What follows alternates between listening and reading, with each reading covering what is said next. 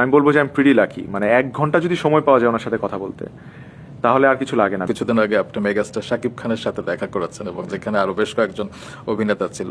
মেগাস্টারের কাছ থেকে কি কি অ্যাডভাইস পেলেন সেদিন? মানে he is a library of knowledge. একদম। তার যে ভাস্ট এক্সপিরিয়েন্স, তার সাথে 5 মিনিট 10 মিনিট এনাফ না। If you are lucky enough, if you get the chance to talk to him for 1 hour at least, মানে আমি বলবো যে আমি প্রিটি লাকি, মানে 1 ঘন্টা যদি সময় পাওয়া যায় ওনার সাথে কথা বলতে, তাহলে আর কিছু লাগে না। বিকজ আমি, that was my first time meeting হিম। আপনি বিশ্বাস করবেন, আমি 20 মিনিট থেকে 30 মিনিট ছিলাম ওনার সামনে। এমনিতে আমি শুনেছি যে ভোর হয়ে গিয়েছিল অনেকের কথা আমি এতক্ষণ বলতে। ছিলাম না, আমার আচ্ছা। চলে যেতে হয়েছিল পার্সোনাল কিছু কারণে। সো আমি ভাই যে 20 থেকে 30 মিনিট ওনার সামনে ছিলাম, আমি মুগ্ধ হয়ে ওনার কথা শুনেছি। মানে there was not a single word that I uttered from my mouth.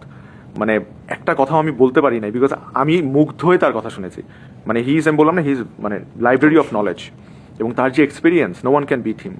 মানে ইন দিস জেনারেশন, মানে আমি কি বলবো, মানে ইটস লাভলি মিটিং হিম। অবশ্য আমারও সৌভাগ্য হয়েছে তার সাথে অনেকবার কথা বলে। আমিও দেখেছি যে তার এই যেটা আপনি বললেন যে লাইব্রেরি এবং নলেজ, হ্যাঁ, তার ভিতরে আসলে সারা বিশ্বের, এবং সে সারাক্ষণ ফিল্ম নিয়ে থাকে, ফিল্মই তার সবকিছু। একদম।